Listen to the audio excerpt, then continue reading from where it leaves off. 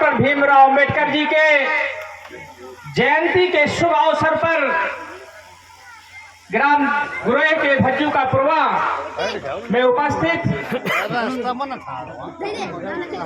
गांव के सभी सम्मानित पितृतुल्य बुजुर्गों, नौजवान साथियों, माताओं, बहनों, साथ ही मेरे साथ चल कर के आए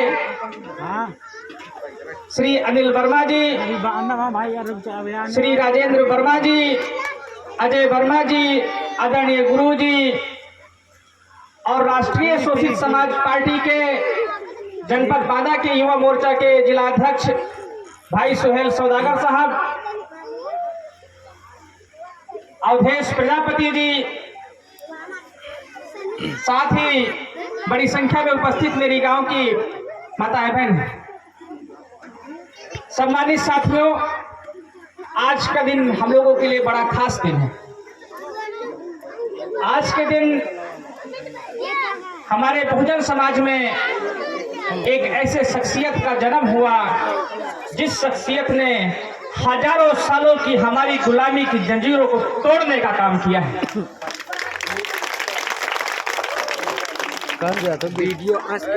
आज पूरे भारत में और भारत के साथ साथ पूरी दुनिया में परम पूज्य डॉक्टर भीमराव अंबेडकर जी का जन्मदिन जोश और उत्साह के साथ मनाया जा रहा है, परंतु उसमें एक गड़बड़ी हो रही है।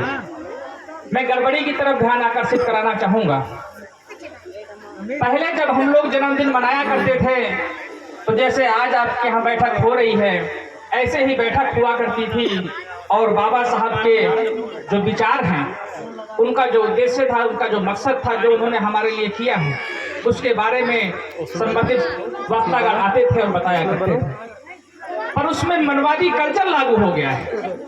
अब क्या है, कहते हैं कि बाबा साहब की जयंती मनाओ, डीजे लगाओ, डांस करो, जुलूस करो, जुलूस निकालो, पर बाबा साहब के विचार ना सुनो, उनके विचार ना जानो, क्योंकि विचार अगर जान जाओगे तो आप आगे बढ़ जाओगे, तरक्की कर जाओगे। इसलिए मनवादियों ने सोची समझी साजिश के तहत ऐसा माहौल बनाने का कोशिश किया है कि हमारे लोग जयंती तो मनावें, बाबा साहब का नाम खूब लें, लेकिन उनके विचार ना जान पाए। यही कारण है कि आज देश और दुनिया में लोग डीजे लगा करके बाबा साहब की जयंती मना रहे हैं। सम्मानित साथियों, जब मनुस्मृति में लिख दिया गया कि स्त्री शूद्रम नाध्येतानम, स्त्री और शूद्रों को पढ़ने लिखने का अधिकार नहीं है, तो कोई देवी देवता हमारी लड़ाई लड़ने के लिए नहीं आया कि शूद्रों को और महिलाओं को पढ़ने लिखने से क्यों रोका गया है। जब छुआछूत, जातिवाद, भेदभाव हमारे साथ में किया गया तो कौनो भगवान लड़ाई लड़े नहीं हुआ है। जब हमको हक अधिकार हमारे छीने गए, हमारे बाबा बतावत के हैं कि अगर कोनो शूद्र का जमीन में गड़ा हुआ सोना चांदी मिल जाए तो उसको वो रखने का अधिकार नहीं था, कहाँ वो रख ले तो सर्वनाश हो जाए।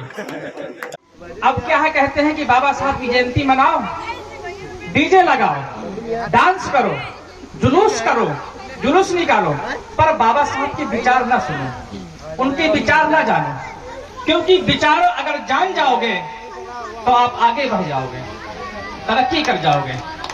इसलिए मनवादियों ने सोची समझी साजिश के तहत ऐसा माहौल बनाने का कोशिश किया है कि हमारे लोग जयंती तो मनावें, बाबा साहब का नाम खूब लें, लेकिन उनके विचार न जान पाएं। यही कारण है कि आज देश और दुनिया में लोग डीजे लगा करके बाबा साहब की जयंती मना रहे हैं। सम्मानित साथियों, जब मनुस्मृति में लिख दिया गया कि स्त्री शूद्रम नाध्येतानम, स्त्री और शूद्रों को पढ़ने लिखने का अधिकार नहीं है, तो कोई देवी देवता हमारी लड़ाई लड़ने के लिए नहीं आया कि शूद्रों को और महिलाओं को पढ़ने लिखने से क्यों रोका गया है। जब छुआछूत, जातिवाद, भेदभाव हमारे साथ में किया गया तो कौनो भगवान लड़ाई लड़े नहीं हुआ है। जब हमको हक अधिकार हमारे छीने गए, हमारे बाबा बतावत के हैं कि अगर कोनो शूद्र का जमीन में गड़ा हुआ सोना चांदी मिल जाए तो उसको वो रखने का अधिकार नहीं था, कहाँ वो रख ले तो सर्वनाश हो जाए। तो क्या कहा गए हैं, सीधा किसान वही थाली में सजा करके गेहूं का वो गुड़ वगैरह रख करके और पंडित जी का दे आओ उन्हें फली हमें ना फली। ये लड़ाई हमार लड़ाई खातिर कोनो देवी देवता नहीं आ हुआ है। हमें हथियार रखने के अधिकार से रोका गया। और ये मैं दावे से कहता हूं कि अगर भारत के देश के मूल निवासियों को अर्थात बहुजन समाज को हथियार रखने का अधिकार होता तो हमारे देश कभी गुलाम नहीं होता। जिनको सुरक्षा की जिम्मेदारी इन मनवादी व्यवस्था के लोगों ने दिया था उन्होंने उसमें गद्दारी करने का काम किया। इसीलिए हमारा देश समय समय पर तमाम लोगों ने हमारे देश पे शासन करने का काम किया। सम्मानित साथियों, आज जब हम लोग बाबा साहब की बात करते हैं तो लोग कहते हैं ये दलितों का आंदोलन है। खास तौर से बैकवर्ड समाज को लेते हैं, पिछड़े वर्गीय समाज के लोग कहते हैं ये दलितों का आंदोलन है। मैं कहना चाहता हूं कि ये दलितों का आंदोलन नहीं है। अगर हम लोग बहुत पुराने में जाएं तो कुशवाहा शाक्य सैनी मौर्य समाज में जन्मे महात्मा गौतम बुद्ध जी इस लड़ाई को सामाजिक परिवर्तन के आंदोलन को लड़ने का काम किया है।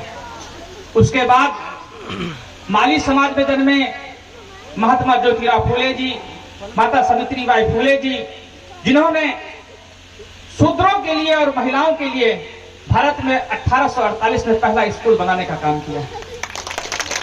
उसके पहले हम लोगों को पढ़ने लिखने का अधिकार नहीं था और उस स्कूल को खोलने के लिए जमीन दोनों दबंग नहीं दे रहा है। वो जमीन मुस्लिम समाज में जन्मी फातिमा शेख जी ने उपलब्ध कराई। ये बहुत कम लोग जानते हैं। लोग सोचते हैं कि जब भारत में संविधान लागू हो गया है तब से हम लोगों को वजीफा स्कॉलर मिलता है। जब संविधान लागू हो गया है तब से हमें आरक्षण मिलता है। मैं कहता हूं अधूरी है जानकारी। जब महात्मा ज्योतिराव फूले, माता सावित्रीबाई फूले जी ने स्कूल खोला तो कुछ शूद्र समाज के बच्चे और माताएं बहनें वहां स्कूल पढ़ने के लिए जाने लगी और संख्या बहुत कम थी।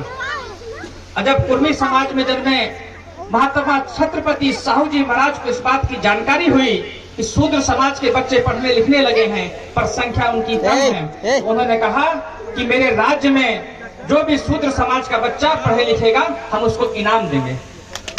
तो जिसको आज हम लोग वजीफा जानते हैं, स्कॉलर जानते हैं, वो इनाम के रूप में छत्रपति साहू जी महाराज जो कुर्मी बिरादरी में पैदा हुए उन्होंने शुरुआत करी। जब कुछ लोग पढ़ लिख गए तो उनको नौकरी नहीं मिलती थी क्योंकि हमको कोई छू नहीं सकता था। छूने से करंट लागत था तो छू नहीं सकता था कोई, इसलिए नौकरी नहीं मिलती थी। तो छत्रपति साहू जी महाराज जी को जब पता चला तो उन्होंने कहा कि मेरे राज्य में हम शूद्रों के बच्चों को आरक्षण देते हैं।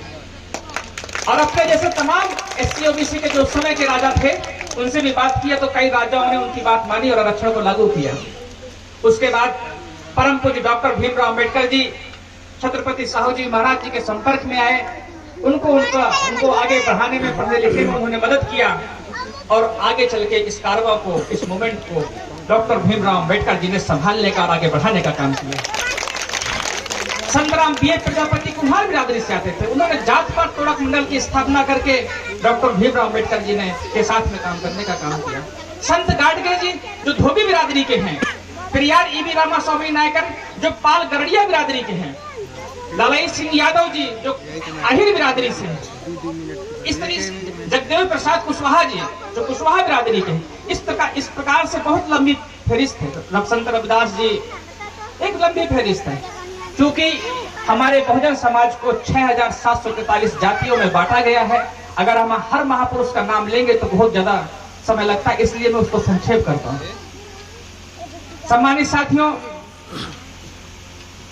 जब चुनाव की बारी आती है तो विदेशी ब्राह्मण हमको कहता है कि हिंदू हो। चुनाव के समय हिंदू बताओ थी और जहां चुनाव खत्म होगा तो हम कौन है? कुम्हार, चमार, आहिर, गरड़िया, तेली, तबोली, नाई, धोबी, लोहार, बढ़े, डोगार, इस तरीके से कहा, किस तरीके से। लेकिन चुनाव के समय हम हिंदू हैं। सम्मानित साथियों, इतना ही नहीं, ये लोग हम लोगों से रिश्ता भी नहीं जोड़ते हैं। आज भी ये लोग जानवर से ही रिश्ता जोड़ते हैं। गाय को माँ कहते हैं, साढ़ को बाप कहते हैं, गधा को फूफा कहते हैं, भैंसा को मौसा कहते हैं, कुत्ते को जीजा कहते हैं, कुतिया को बहन कहते हैं। ये आज भी जानवरों से ही रिश्ता जोड़ते हैं। लेकिन 100 साल की बूढ़ी दादी माँ को ब्रजेश प्रजापति की दादी माँ को दादी माँ नहीं कहते हैं। क्या कहा था? कुम्हारिन, चमारिन, अहरिन, धोबिन, गणविन, डुमारिन, इस तरीके से अपमानजनक शब्दों से पुकारते हैं। सम्मानित साथियों, जिन लोगों ने हजारों साल पहले कानून बना करके हम लोगों को जानवर से बदतर जिंदगी जीने के लिए मजबूर किया है और हम लोगों को आज भी वो लोग इंसान नहीं मानते हैं, ऐसे लोगों को हम भी इंसान नहीं जानवर ही मानते हैं। और मैं कहना चाहता हूं मजबूती से इस बात को कि आने वाले समय पे हम इस लड़ाई को लाइन खींच करके लड़ने का काम करेंगे, बहुजन समाज के लोगों को आगे बढ़ाने का काम करेंगे।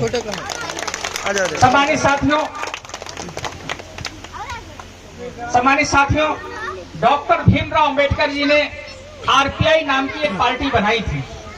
आज भी वो आरपीआई पार्टी महाराष्ट्र में चल रही है और जिसका एक सांसद होता है और सरकार केंद्र में किसी की भी हो, मंत्री भी हो जाता है। पर जैसे ही मानवर कांशीराम साहब जी ने इस मूवमेंट को, इस आंदोलन को अपने हाथ में लिया और उन्होंने आरपीआई पर अध्ययन किया, तो उन्होंने पाया कि जो आज की जो आरपीआई है वो या तो मनवादियों के साथ में मिली हुई है या मनवादियों के दबाव में है। और इसलिए इस आरपीआई को आगे बढ़ा करके बाबा साहब के सपनों को पूरा नहीं किया जा सकता। और इसीलिए मानवर कांशीराम साहब ने बहुजन समाज पार्टी को बनाने का काम किया था। सम्मानित साथियों, जो हालात कल थे आज भी भारत में हालात वही हैं। आज भी हमारी हक और अधिकार की लड़ाई लड़ने वाला कोई नहीं है।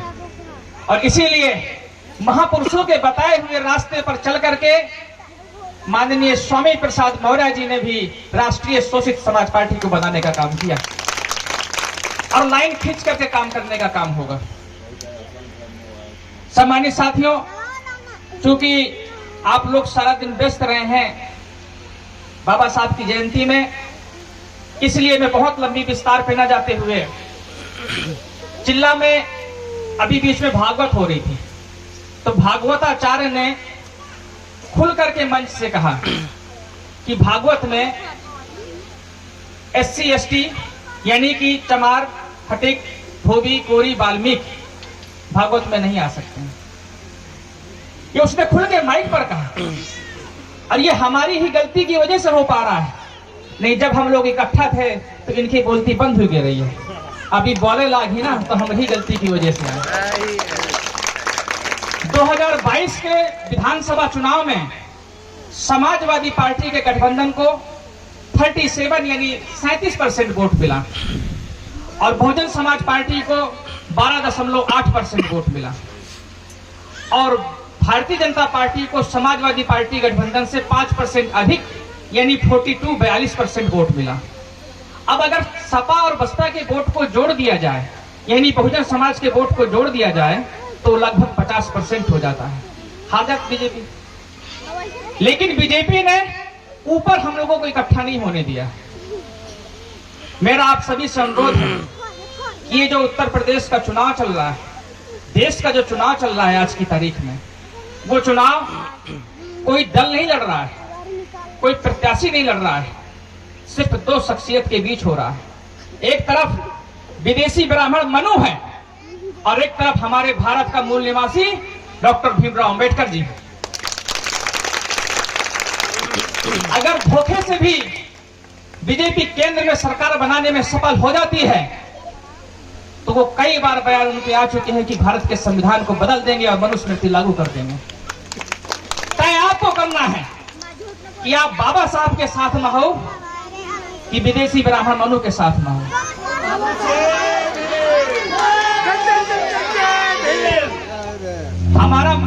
हमारा मानना है, चाहे वो कांग्रेस पार्टी हो, चाहे सपा हो, चाहे कोई और दल हो, अच्छा तो उन्होंने है, लेकिन मजबूरी हमारी है कि हमें संविधान बचाओ जरूरी है।